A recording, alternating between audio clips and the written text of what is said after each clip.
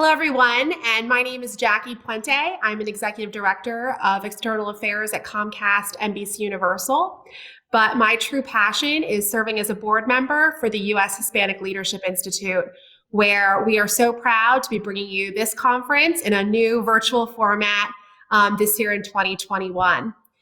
One of the topics that we've all been following this year has been the social unrest, and many of the students who are participating in this conference have done so much work in their local communities to help create a more just world and to raise up so many voices to talk about important issues that we're seeing in our schools, on our college campuses, in our workplace, and in our civic process. And so this is a really timely panel. I'm so proud to be here with some phenomenal women to talk a little bit more about social justice. And so we're going to get started right away because these panels always go so short, but we have some phenomenal experts to bring to you today. So I'm going to ask each one of these panelists to introduce themselves, to speak a little bit about who they are, what organizations they work with and represent, and then we'll get into a great conversation about how women are leading the front lines of so many social justice movements. We'll start with Ramona Houston. Welcome. Good afternoon. Hi, thank you for having me. Good afternoon, leaders. I am Ramona Houston. I am a scholar focusing on American race relations, specifically its African American and Mexican American dimensions, a social entrepreneur where I serve as a social impact strategist, helping individuals and businesses who want to make a social impact by using their power and platforms. And lastly, I am a speaker speaking on issues related to race relations. It is a pleasure to be here, and I know I am among a group of leaders across the nation. And one thing that I want you to know is that as you matriculate through college, through your professional careers, and through your personal life, know that leadership is all about service. And it's important for you to define where you want to serve, the people you want to serve, and live a life of service. Thanks. Stephanie? Hi, everyone. I'm so happy to be here. My name is Stephanie Lopez. I am a first-generation Salvadorian American, and I am the program manager at Latinas Represent, which is an initiative of the National Hispanic Leadership Agenda. The Latinas Represent focuses on increasing Latina civic engagement and political participation. We want to make sure that we have more Latinas at the table making decisions that matter to our communities. I am so glad to be among all of you as leaders leading the fight for social justice, and I'm happy to have this conversation with everyone. Great, and we'll go to Dr. Dilara Saeed, also with us. Hello, everyone. My name is Dilara Saeed, and I am a Chicago kid. I was raised in communities across the city that have challenges, that have people who are not at the table. When we need to have policies made for us, they're not made with us. And we have people who are excelling against challenges and barriers that are placed in front and around us. And so this is the work that I do today. I'm an educator. I'm the president of the Illinois Muslim Civic Coalition. And we work with our partners and allies across the city, state, and nation to ensure that all voices are heard, that marginalized communities, voices that are invisible from communities that are often unheard or unseen, that we are all there together, and that our own residents are making sure we vote, that we count in the census, and that we are here for our family, our friends, our neighbors, and our nation. I'm going to end with what Ramona started with, which is to be a leader is to be of service. And I'm excited to hear what the panel and all of you have to do today. One of the exciting things that this conference does every year is unite so many young people to talk about service and to be able to reflect on their own experiences and build a network, right? And as what Dr. Saeed just said, to build this network and work together on the largest issues and ideas of our time. And so, this year it's a little bit different, right? That we're doing this virtually. And so many students are spending their time this whole year during COVID-19 and the national pandemic to be behind their computer screens, educating themselves, building those networks the same way. This year has obviously brought tremendous challenges, but I think we've been able to see so many, people speak up and get out and show what they want to see in a more just and equitable world. Ramona, I know you're on university campuses and from an academic standpoint, what are you seeing students do to create those networks and get out their voices? Yes, one thing that is different in this generation is that they have the internet, right? And so they're able to connect in all types of ways through all types of platforms. And so they're building these networks, not just in their local communities, but in their national and international communities. So that's the great thing about leadership and service today, is that we can use different types of platforms to engage, to challenge, to teach each other and move this nation and our global society forward. I'm thinking through last year again when we were in person and all of the discussion and collaboration around the US Census, right? And how we were able to build these networks and really educate each other about how to connect, and how many of those platforms and many of those muscle memory actions really helped us bring out not just our voices in this election this past year, but also in how we talked about social justice issues more broadly with our families and communities. Stephanie, if you want to talk through some of the things that have happened with Latinos Represent and the National Hispanic Leadership Agenda, and how all of these issues have really combined to create that groundswell around social justice. Yes, of course. Well, at Latinas Represent, as Ramona said, we are really happy to see that so many people have been able to transition over to digital. And I think one of the exciting things is also that we're seeing young people kind of bring in the older generations and teach them how to use different platforms and get them excited about different issues that they might not know about. I'm thinking about like TikTok and things like that older generations are now adopting as well. And we're bringing all of that together through Latinas Represent and the NHLA by talking about the issues that matter to Latino communities in a way that is accessible. With Latinas Represent, last year was an election year, so we really wanted to focus on the election, making sure people got out to vote. One of the most exciting things was really seeing how Latinas were organizing, really coming through for their communities, taking people to the polls. And for me, it wasn't surprising because I grew up with very strong tias and mamás, and abuelas that were all just incredible organizers in their own right. So just seeing younger generations do that. And with the NHLA, we focus on creating an agenda every 4 years for an incoming administration to know what are the Latino priorities. And so we were able to push that out and make sure that people had access to those big issues that center around economic justice, healthcare, everything that talks about and covers the Latino community in the United States. I think, one of the things you talk about are the Latina women in your family, right? I always think of the Latina mom as the CEO of her family, right? That's my corporate analogy here. But I think in every community, right, it's women who bring people together who, whether you're looking at your children or your parents or your siblings, right, you want to bring everyone together and build that relationship, build that coalition.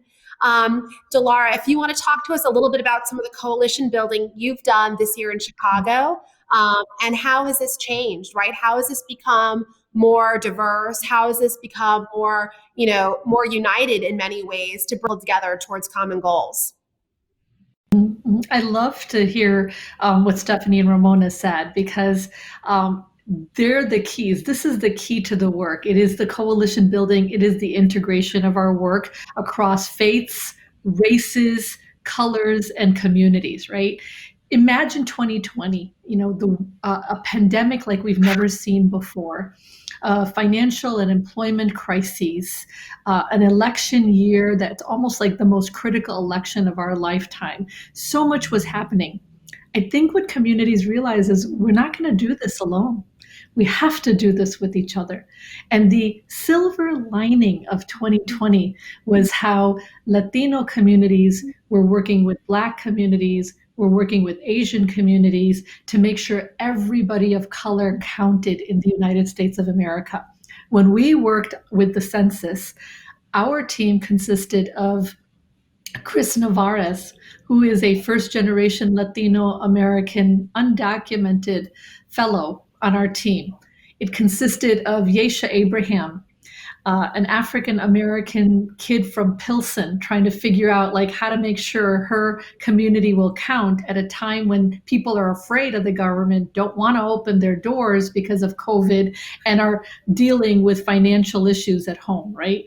And our team consisted of, Rima and Dina and Abid, all different backgrounds and all different races. That's actually what the Muslim community is in America. It is the most diverse faith. So it didn't really matter what faith you were. It didn't really matter what color or race you were. We needed to make people count, and we had to do it together. We did the same thing with voting. We knew that communities of color had to come out for this vote.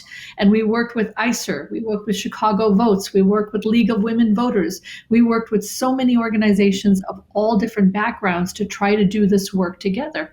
And that was what, as I said earlier, this kind of the silver lining of 2020. Now in the 2021 and beyond, we have to make it a habit. It has to be the way we do business, has to be together. Every critical issue that impacts one of our communities impacts another one of our communities. We got to have each other's back through it. It's funny what you say as a way of doing business, because my job, is in corporate America. We're a Fortune 50 company, right, where we have a very strong commitment to diversity and inclusion. And I think years ago, people said, oh, it's just good to bring diverse voices to the table, right? It's nice to have. But we've seen, right, that over the last decade and today, it could not be more evident that unless you have diverse decision makers bringing diverse voices to the table, your product is not going to be good, right? Your marketing is not going to be good. Your leadership and decision making is not going to be good for your own workforce, let alone for consumers, right? And I think this is, a story that has been hard for some companies to learn, but we're seeing now how it's playing out in organizing and in the nonprofit world, right? That it used to be an organization serving, Chicanos in Chicago, or an organization serving an African-American community in a different city. And now we're seeing this pluralism where people are coming together, right, and really collaborating to build stronger communities and create that united front, which has been, I think, a really important theme, as you mentioned, for 2020, and an important theme, going forward, how you build that community stronger into the future. Are there any words of advice? I'll start with you, Stephanie, because I know you spend a lot of time thinking about getting younger people involved in the process and how we can have a government now that looks more like the communities that it is supposed to serve. But how would you translate this to young people who may be going into their first job, maybe looking for a career in service? How can they help, open their minds and think about this in a different way? Yeah, that's incredible. So I think one of the biggest things is for especially Latinos to know that they have never had proportional representation in politics. We are now about 18% of the US population, yet only holds about 1% of all elected offices throughout the nation. That's local, state, and federal, which is a dismal rate, right? And so I think that one of the biggest pieces of advice we can give is that if you care about something, you are capable, and you should believe in yourself and believe in the power of also building coalitions. At Latinas Represent, yes, we work with the 40 plus organizations that make up the NHLA, but we also work with women's representation organizations that focus on women's representation as a whole, and also with smaller groups, especially with Indigenous communities, African American communities, Asian American communities, etc. So it's really important to make sure that you're, as Delaria and Ramona said, working across the aisle, making sure that you're collaborating and organizing. There's no need to kind of reinvent the wheel. If others are doing the work, it's good to jump in and support that work, and also see what are the gaps that are missing and how can you contribute to that. And again, if you care about something, don't second guess yourself. Jump straight into it and believe that you can make a change, because you can. That's really great advice. And I'll turn it over to Ramona, because I'm sure you're also working with young people every day, not just in consulting worlds, but obviously on college campuses. What are some of the news strategies that you talk about with young people who want to get involved, particularly young women? When you look at making change, it all boils down to one thing, and that's courage. It takes a lot of courage for young people to even decide to go to college. We know many Latinos are first generation. Same thing with many African Americans are first generation students. I'm from a small town, and it took a lot of courage for me to leave a small town and to go to a college in a big city in states away. I'm from Brownwood, Texas, and now I live in Atlanta, Georgia. And so it also takes courage for you to decide that you want to live sin fronteras, live without borders, and be able to work with people who look different from you, who have different cultures than you, who are from different places that you've never visited. A lot of times people stay in their comfort zones and don't want to work with different groups. And so that's what it's all about, is having that courage to do so. And it's also about having courage to stand by your convictions, right? If you believe in righteousness, if you believe in doing what's right for this nation and world, it takes courage to stand by your convictions and work for social change and social justice. So that's what I see, is that it takes a lot of courage, and we do see a lot of people across our nation having courage to do so, to live the lives and make the world what they want them to be. I'll add one more C to that. Go ahead, Delara. I love courage, convictions, and then a commitment to it. Right. And yes. So when you do have change, it comes with the small habits that you commit yourself to. And I think of us in our everyday lives, and who do we typically call every week? Is that a diverse group? Who are we on Zoom calls with when we're doing game night now, or if we're hanging out on a Zoom call? Is it a diverse group? Are there people that don't think like us that we actually hear and listen to and see as people that they are? Because with those small habits of the people you surround yourself with, the people you talk to, the people you work with, the people you play with, if you have the commitment to make that a diverse group, then of course they're going to open your eyes and ears and hearts and minds to things you hadn't maybe experienced yourself. And you'll be okay with it. More okay than previous generations have been. I think that's absolutely right. And that was a segue to another point I was going to make here, and I'd love to get your feedback on, ladies. But I want this to also be an interactive conversation. I know it's pre-recorded, but I think, we have such expertise on this panel. I was mentoring a young woman here in Washington, D.C. who was very interested in working with community organizations and wanted to be more involved.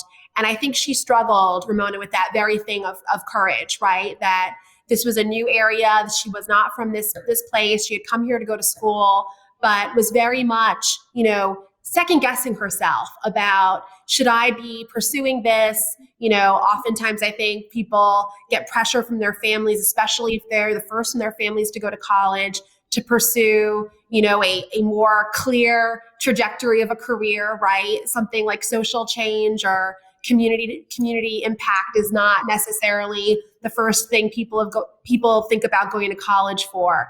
And as she was struggling with, how to break into new organizations, where would she find support in those networks? I said, one of the most important things is to really reach out to women, right, and have those relationships and build that network for yourself. Obviously, women and men, but I said, it's sometimes easier to speak with another woman and to find that mentorship. Can you give us any insight about mentoring young women and helping them develop that courage that's critical, right, when somebody is just starting out on their educational or career path? I'll open it up to anybody who wants to jump in. Sure. I actually, I think mentorship, and I would say not just mentor to mentee. It's very important to have an expert to novice, but in today's very information world, we're looking at peer-to-peer as well. And we're looking at peer-to-peer as a very important way of finding mentorship and thought partners. The company I run, vPeer, came out of an education system where I felt that after we allow students to graduate high school, we hope that they will go on to a degree in college if that's the right path for them. And then we still just say, go out in the real world, find your mentors, find your path, create success. And as we spoke about earlier, the courage to do that takes a lot. The convictions of what you actually want to be 20 years from now is something you may not have completely decided. And you haven't quite created that commitment piece, the habits every day that do this. So how do you build this? You have to have thought partners.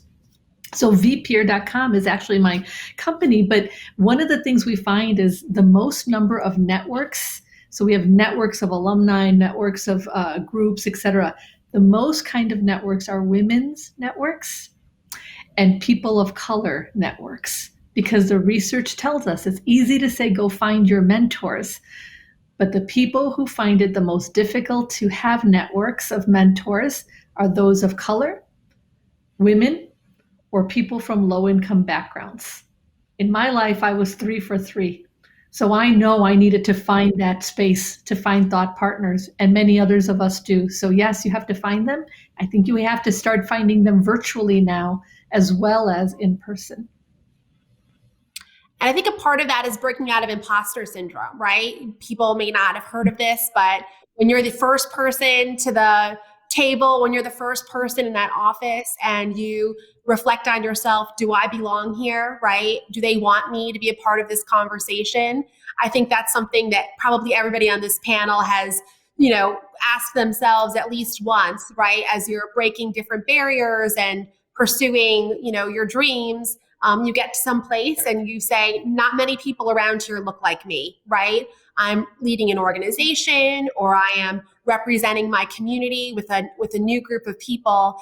And really, I think having that support network, right, or having those mentors that can give you the confidence boost that you need to step in there, take a deep breath, and, really get to work, because the odds are if you're there, you deserve to be there, and you have the right to give it the best you have to be successful. Stephanie, I'm going to turn it back. Go ahead. I could see that you were ready to say something. Fantastic. I love everything that Delaria said. As a woman, person of color, and from a low-income background, you do have a ton of barriers to overcome, and it is so difficult to find mentors. But I feel like I am proof of the value of mentorship, because I was able to get an education at the University of Cambridge with a Gates Cambridge scholarship, which completely paid for my master's degree, because I had mentors who had studied at Cambridge and who were actually teaching at the university that I went to. And I know not everyone's going to have the same opportunity, but surprisingly, I think for some, my mentors were actually white men, and they saw that, there was potential and that I should apply to certain opportunities. So sometimes you might get mentorship from places that are unexpected. And especially if you're in college, a lot of your professors care so much about your future, your success. So it's so important to reach out to them and to make connections, to talk to them about your dreams and hopes, and know that they have so much experience that they can guide you in the right direction.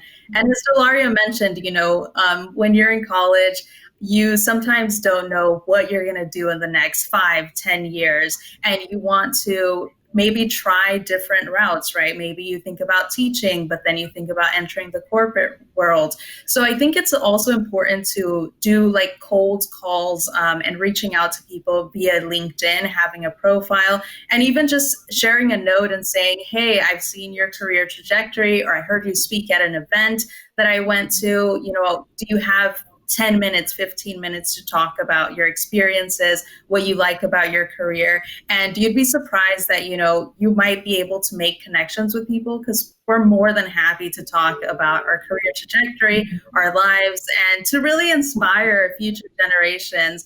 And I love when people reach out to me. So, I think that it's also important to have that courage to step out, put yourself out there a little bit, and to ask people questions. But I also love that, Delaria, as you mentioned, there are other ways to have these like concrete mentorship opportunities. So look for them in unexpected places, and also reach out to people you already know and people that you've seen speak or talk. I think that that's really important.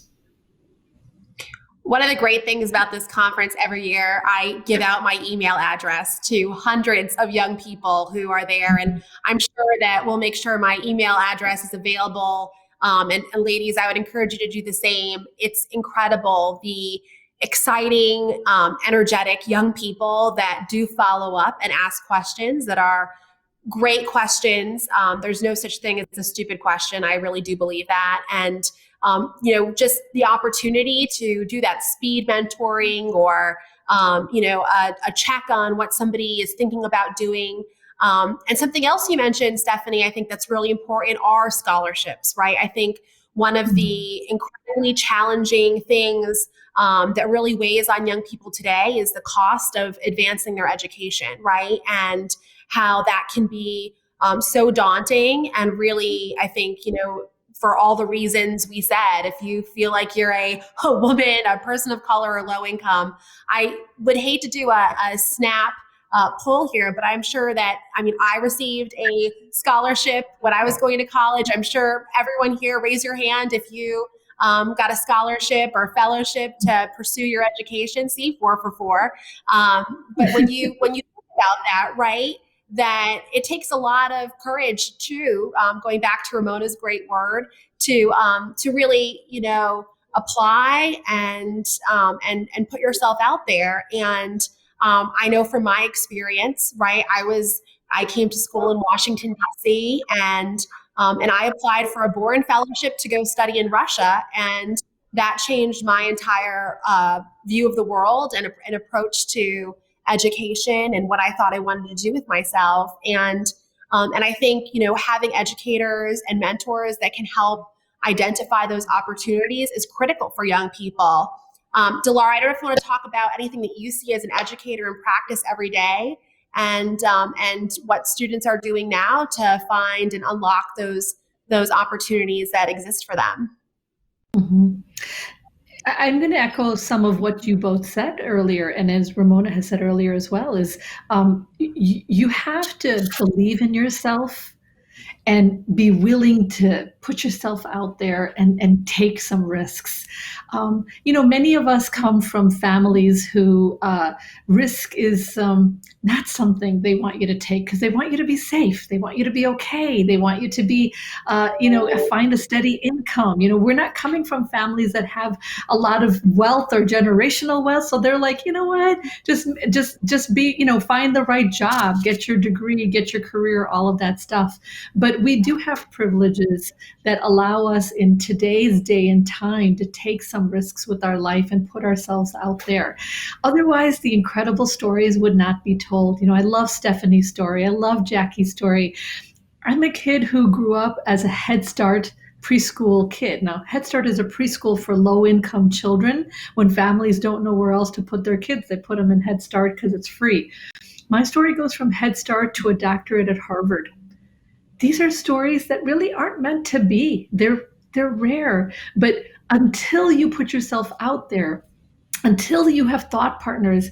I had someone who said to me when I was doing my doctorate, I was teaching at the university level, and she said, you need to be a role model even more than you are. Go get your doctorate. Go to Harvard for it. And it was like a good laugh.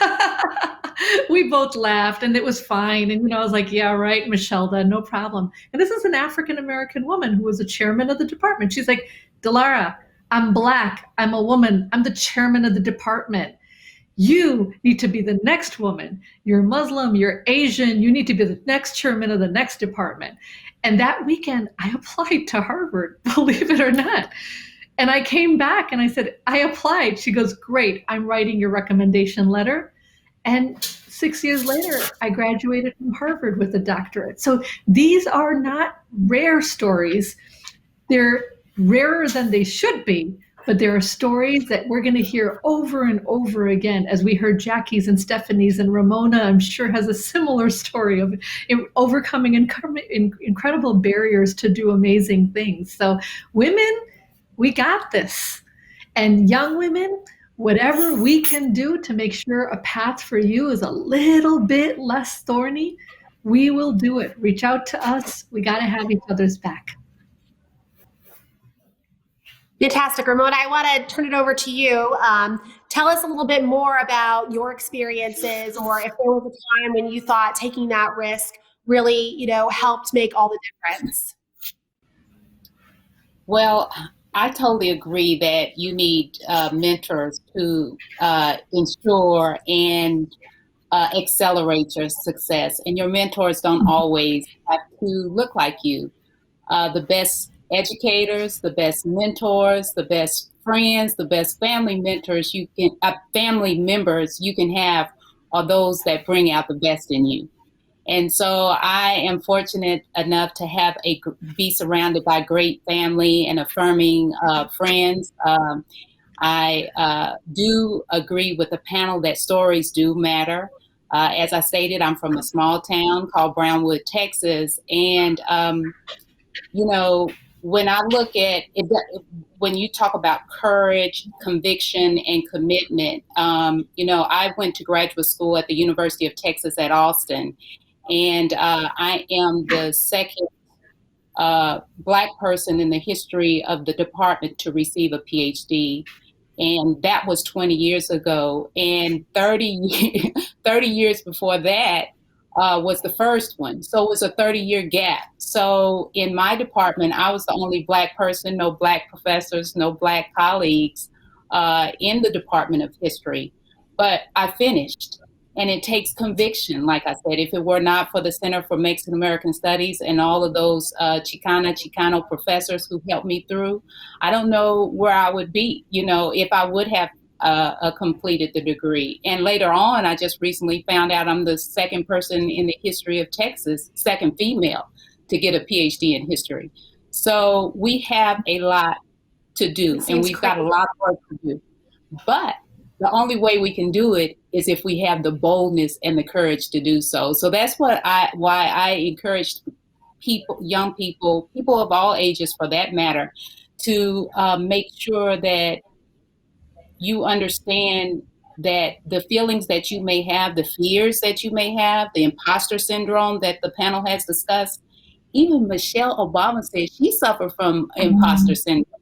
And so sometimes you think people are more confident than what they are, but you just need to have confidence in yourself. And that goes through affirmations, that goes from being around affirming people, that goes with going for what you want. And so with all of that being said, I want to emphasize the small town thing, because a lot of people don't realize rural people, we only see, these 10,000 people in our community. We can't see the world, and so it takes a lot of courage for many of us to move outside of those comfort zones. So anyway, you can do it. All these stories on this panel, you can see from our stories that there are people who paved the way to show you that you can do it too. You can do, when I say it, whatever it is for you. Mm-hmm. One thing that shines through here is that everyone has a passion for their work, obviously, and a passion for making the world a better place, right? Whether they're doing that from education or from coalition building or government or the corporate sector, right? I think a really important lesson for young people. You don't just have to be a Hollywood celebrity, right, to make a difference and tweet out a good message, but there are so many paths that people can take to have a real impact and change their communities and really help people around them and live that life of service, right, that we started talking about in the beginning. And so, I think just as we're getting ready to close here on this panel, to hear from you all, one word of advice you would give that young man or woman that has been sitting behind their screen for the last year, trying to improve their lives and get ahead. What would you give them? What word of advice or sage piece of wisdom would you share to encourage them to move forward and find their own path to continue social justice? Stephanie, I'm going to start with you because you look like you already have your answer set in your mind. Well, I was thinking about it, but I just want to, let people know that it's okay that you may be struggling with not knowing what the future holds, because last year was an unexpected and unprecedented year for everyone. And I know that a lot of people have lost family members, that has maybe put a hold on their path, chosen path, or maybe made them doubt where they were going in the future. And I want us to acknowledge that, a lot of people have faced a lot of difficulties within the last year. And I think we have to be mindful of that. And also, my piece of advice is that it is okay to not feel okay at this moment and to take time that you need to rest and recuperate and bring yourself back together, because I never had to do virtual learning, and it seems very difficult, especially now that people are doing internships virtually and everything is in the virtual world.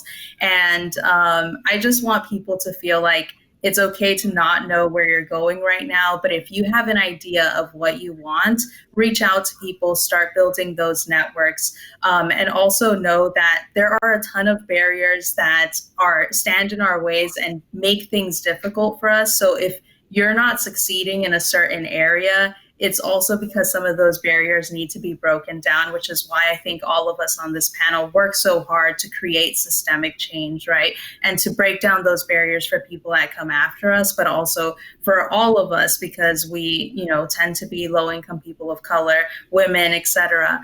And so, I just want people to know that they're trying enough and that they should continue to have the courage and conviction to move forward, and also take the time to rest if they need to. Delara, do you want to go next? Yes, I agree with everything that Stephanie just said. Today, you are the most resilient generation in America. If you are going through school, trying to get a job, trying to get ahead at your job, trying to build a life, you are struggling with so many barriers, but you're making it. You're getting up every day, you're making it through the day, you're doing it step by step. And so I think there's a moment where I feel a sense of gratitude for you, and I hope you feel a sense of gratitude for yourself and the strength you must have through these very difficult and challenging times. And then as you have that strength to get through your days and be better each day, know and have hope, because you are in this world, you are meant to be in this world, and you will do great things in this world. So have hope and move forward and take those risks that get you there. Surround yourself with positive people, not people that are an echo chamber, but people who are positive, who look at this world in spaces of opportunity. Be in those spaces of opportunity. You belong there, you are resilient, and you are super strong right now. Ramona? Yes, leaders, life is all an evolutionary process. You're continually trying to get better and better. And you don't have to feel like you have to be perfect today. You're not striving for perfection, you're striving for excellence, right? So do whatever your step is today, do whatever your step is tomorrow, and the next day, and the next day, until you are able to be and live your greatness. And that's what life is all about, is living your greatness. I think there's just so many wonderful insights, and this has just been a panel of remarkable women role models. And I'm so amazed and honored that you were all able to join us today for the USHLI conference. And on behalf of the entire board of directors, we really appreciate you taking the time to connect with the young people that have logged in to participate. So I think we'll wrap this panel up. But I hope my contact information is available for anybody who wants to reach out. And I would encourage you all to write to us and send questions, and we are happy to answer them and provide you with that guidance that you may need to go forward. I'd echo everything this panel has said. It's been just an incredible experience, and we look forward to hopefully seeing everyone and reconnecting very soon through the USHLI programs.